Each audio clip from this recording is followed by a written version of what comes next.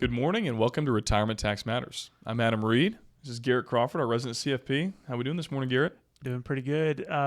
Today recording, it's first week of April. That makes me think of a couple things. I know we usually talk about taxes. And the weather. Taxes and the weather. We always kick off with that. But April, to me, actually, my mom's a huge baseball fan, but opening day, this time of year, I was a kid. I played baseball, huge Braves fan, but a lot of you listeners out there did not know that I sit next to a college athlete who also played baseball. I was curious if April meant opening day for you too as a kid growing up. Yeah, back a few years ago, I was a college athlete. Now they call me, I think the term for it's washed up.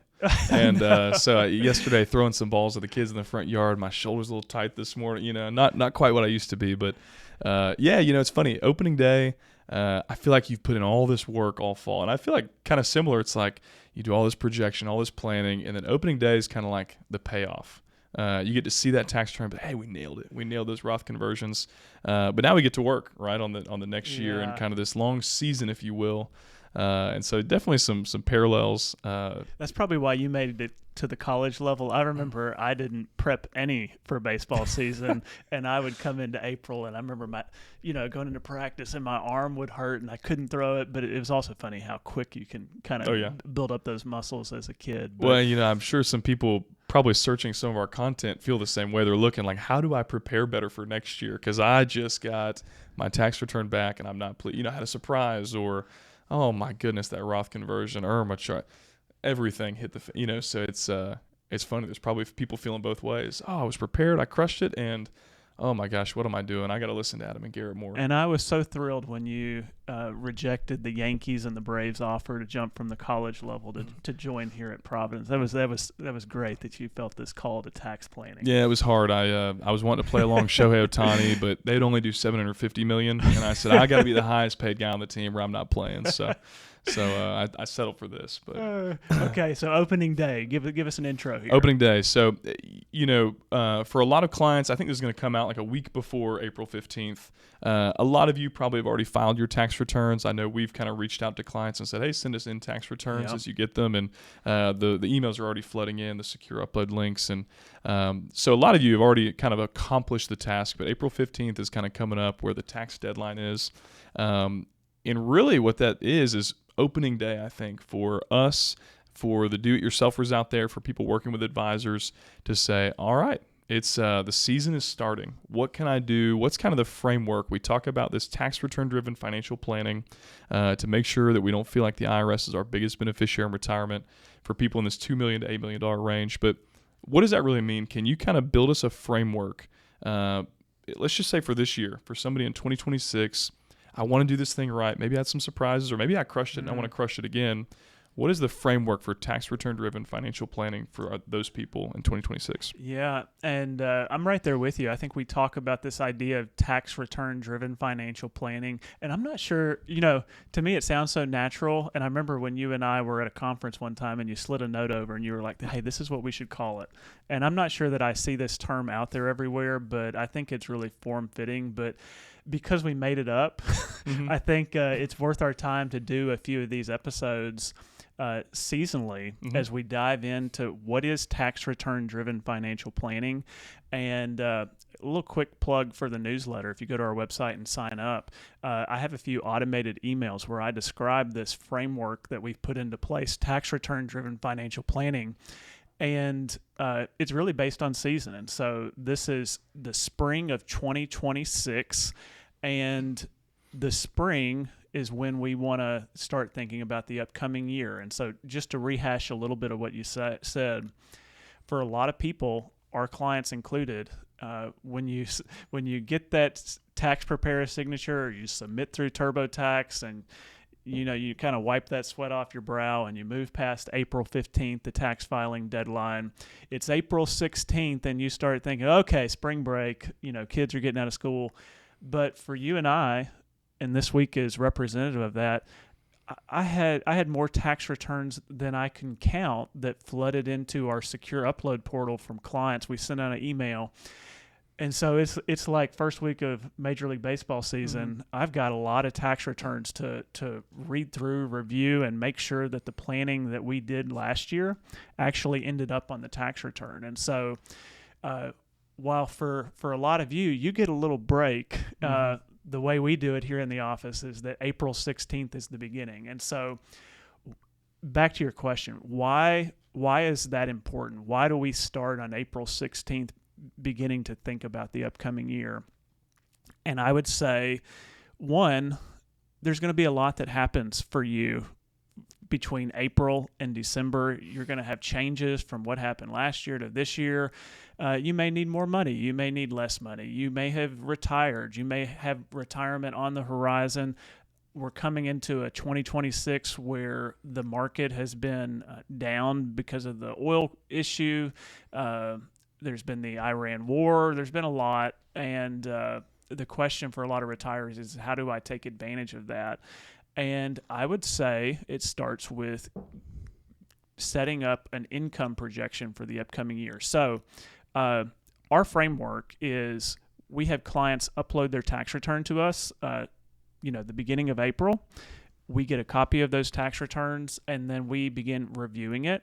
And what I like to call this is an early income projection for the end of the year. And so there's like still 8 months before December, and You're telling me something might change in somebody's life between now and the end of the year? For some people, people are pretty rhythmic, but most people, things change. And I would just say in financial planning and tax planning, a lot of retirees between $2 million and $8 million are going to have large brokerage accounts that are going to be kicking off capital gains, dividends, interest, and those can be really hard to project in April. But I still think the first step of this tax return driven financial planning is to make an early estimate, even though we know we can't predict anything, so that it can inform some of our financial planning for the rest of the year. Yeah, absolutely. And I think it's helpful for people just to have that on their radar, because it informs everything, right? That first projection is kind of what can move the needle on, do we need to look at Roth conversions? Do we need to look at maybe holding off on that big purchase until next year? What do we need to do in light of where our income's landing? Or, hey, we've got tons of extra room. I know you sat down with clients just in the past couple of weeks of, hey, you guys need to be spending more money. Like, you guys are in a great spot. That's a good thing to hear. And I think, we can kind of get into the psychology later, but a lot of the people we work with, a lot of the clients we have, that's their trouble a lot of times, is being reminded, hey, spend a little more. You've got room. We just did your income projection. Like, you're not going to sneak up into that 32% tax bracket. But I guess set the stage for me, coming out of income projections. Give us some thoughts on the Roth conversions.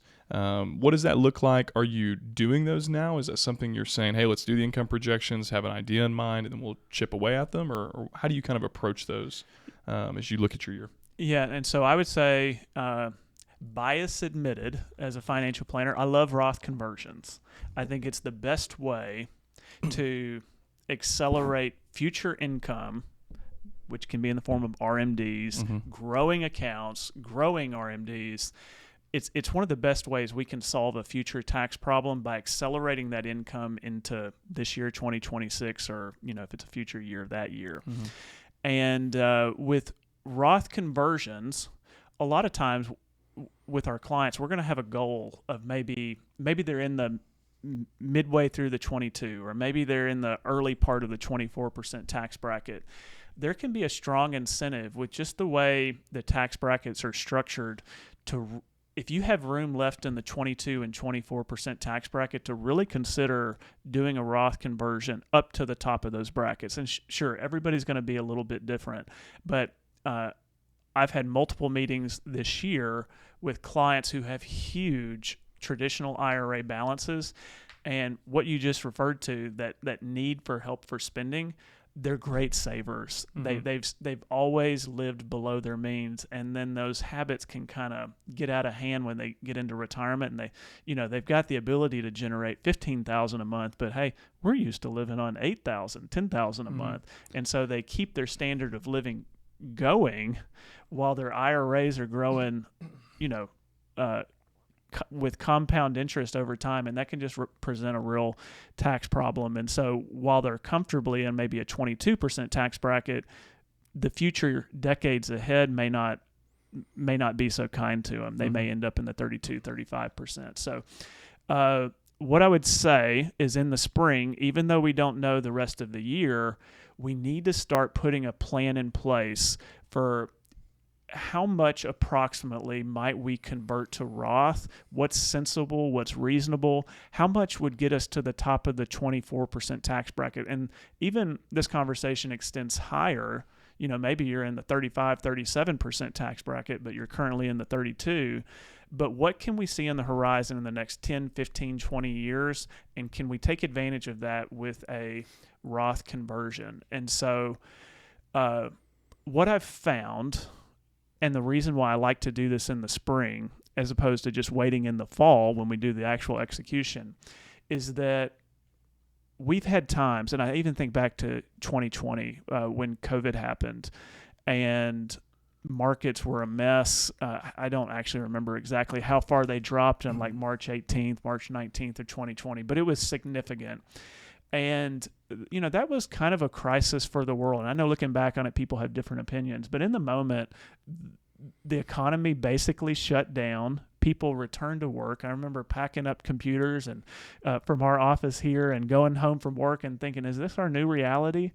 And, thankfully 6 years away from that event, it's different. But my point is that some of these hard to predict market events, some people call them black swans, where we never knew that we should be thinking about this, so we don't have a plan in place. That was kind of a crazy month for us as a financial planner, reaching out to clients, market updates. Hey, here's what we think you should do. And for a lot of those clients that didn't have a Roth conversion in place, it's not that we didn't have the capacity to have those conversations, but the clients that we had already spoken to about needing to do a Roth conversion, it was so much easier that month and the months after March of 2020 to have meaningful conversations about how much to convert to Roth that didn't feel reactive to the situation. And so I would expand this idea of a tax return review and Roth conversions in the spring to the earlier that you can predict your income for December of this year. If a market opportunity presents itself where it drops, you can capitalize that on in a lot quicker way than if you wait until a market event happens and then you've got all these fears inside of you. You're like, I wasn't expecting this. Do I really want to do a Roth? Should I do a Roth? Versus just my appointment the other day, we were talking about maybe having room for like $150,000, $175,000 Roth conversion, and we did a small amount this week, but it was basically planting the seed of a number. So by the end of the year, if the market goes down even further, it doesn't seem as wild when I, as a financial planner, say, hey, I think we ought to do a $150,000 Roth conversion. If you're processing a market downturn, feeling insecure about it, and your financial planner saying, now's the time to do it, down markets are a wonderful opportunity to do a Roth conversion, but you got to be kind of mentally and psychologically ready to do that. So I tell clients all the time, we're doing an income projection now, and I'm planting the seed for if something happens between now and when we would normally do a Roth conversion in November, October, we need to be ready for that. So let's go ahead and put a Roth conversion in place. And I've seen where for clients that do the pre-planning up front, they have more peace of mind about doing it when markets are choppy because they knew that was the plan in place from the beginning. Yeah, I think people like playing offense when things are going on that you normally be playing defense for. I'm going to butcher this quote, but I think it's something like plans rarely go the way we plan them, but planning is like the most important thing we can do. Yeah, sure. It's like we have to be planning, but at the end of the day, probably something's going to change. Market's going to change. Maybe there's a home purchase that needs to happen or a new roof or things are going to be changing all year long. But if we're not planning at all, we're setting ourselves up. We're setting ourselves behind the eight ball of, now there's an opportunity. Well, let's scramble. Let's get documents. Let's pull these. Let's look at it. And at that point, a lot of times it may be too late. Last year was, what was that, April 18th or whatever? Mm-hmm. Market shoots back up 10% the next day. Yeah. Just a couple days where the market's down all that way. And it's like, if you're ready to go and you know what you're going to do and you're locked in, hit the trigger and you're good to go. And I think, just a real quick point, I think a lot of people that are listening, well, I don't want to do that planning. I'd rather not do that. It's probably an argument for, if you were looking for a financial planner like our office to work with, you can delegate all that planning away to somebody so that they have to watch it. They have to keep track of the details. And I would argue that's the benefit of a great tax return driven financial planner is you actually don't have to do all the planning. You can delegate some of that away. Yeah.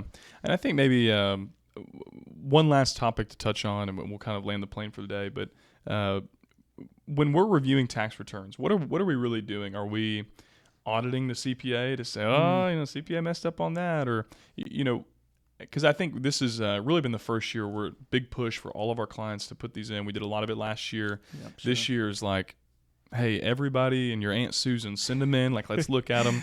And, I've had a couple people respond, oh, hey, we haven't done this. Why are we doing this? What's the purpose of this? And so maybe give some framework if somebody were wanting to work with somebody like us, or if somebody's doing it themselves, what is their goal then when they receive that tax return? Is it an audit? Are they confirming things? Are they just coming through it and hoping they see something important? What does that process look like? So here's what I'd say. I'm a certified financial planner. Adam is like almost halfway there. He's working through it. And certified financial planners, a whole module of our educational requirements is tax planning. We are not tax preparers, meaning I actually don't want to get into that world. That's a whole different skill set. And I know a lot about taxes, but I am not giving specific tax advice to people, and I'm not representing clients in court. And this tax return review where our clients upload their tax returns, this is what it's not is me double checking the CPA to make sure that they know their job and that they're qualified, and I'm looking for their mistakes.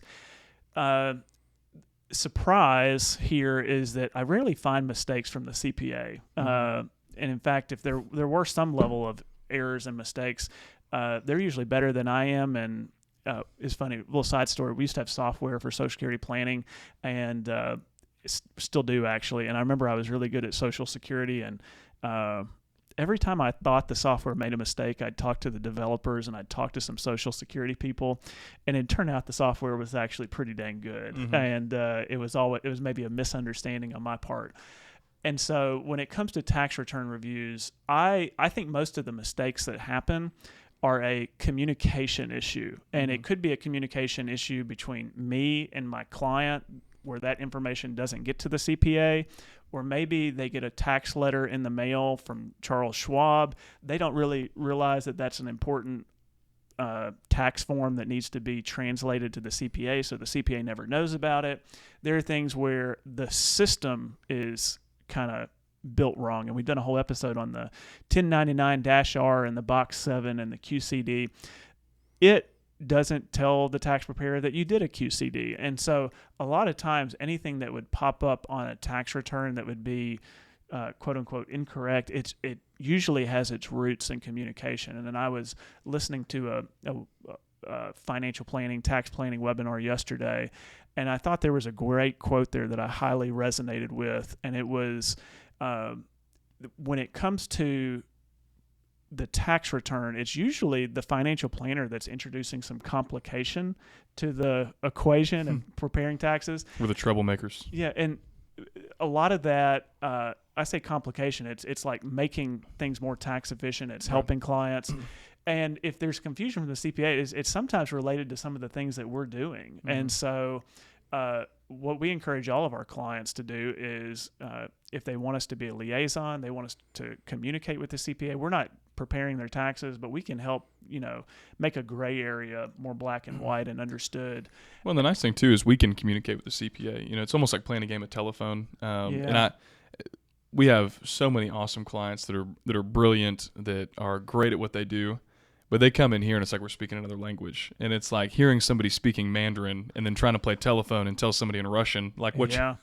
And so it's complex sometimes. So sometimes opening up that channel of communication can be helpful too. Yeah. And so, I guess I would land it at our main goal when we do tax return reviews is to ensure that the financial planning conversations we're having like now on opening day, April, between April and December, the Roth conversions that we're doing, maybe we're doing non-deductible IRA contributions, we're doing QCDs, maybe we're doing long-term gain capital gain harvesting from a brokerage account. Our goal in the review is to do two things. To one, just ensure that good financial planning that we're doing is making its way to the tax return and nothing's missed. We've had times where it's missed. Again, not the CPA. It was a communication issue. And then the second thing is that it drives all of the financial planning that we're doing with our clients between April and December. And so I like to ask clients this, and it's usually one where they come into our office or I meet them on a Zoom call. I almost already know what the answer is going to be. And I ask the question, when was the last time your investment advisor asked to see a copy of your tax return? And most of them say they've never asked me for a copy of my tax return. And I go one step further.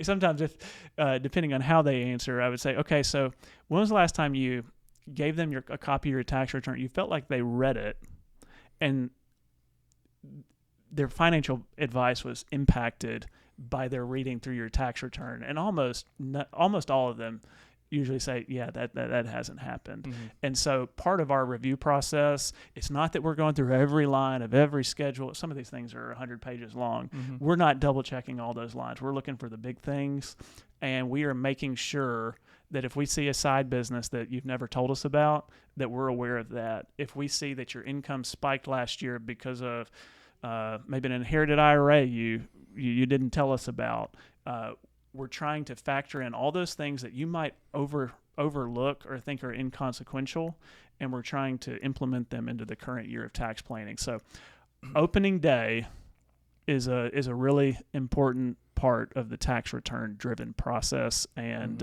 probably sets the foundation for everything that we do. I think just like thinking of Major League Baseball players and probably some nerves, maybe some excitement. Maybe you love planning. Maybe you love the spreadsheets.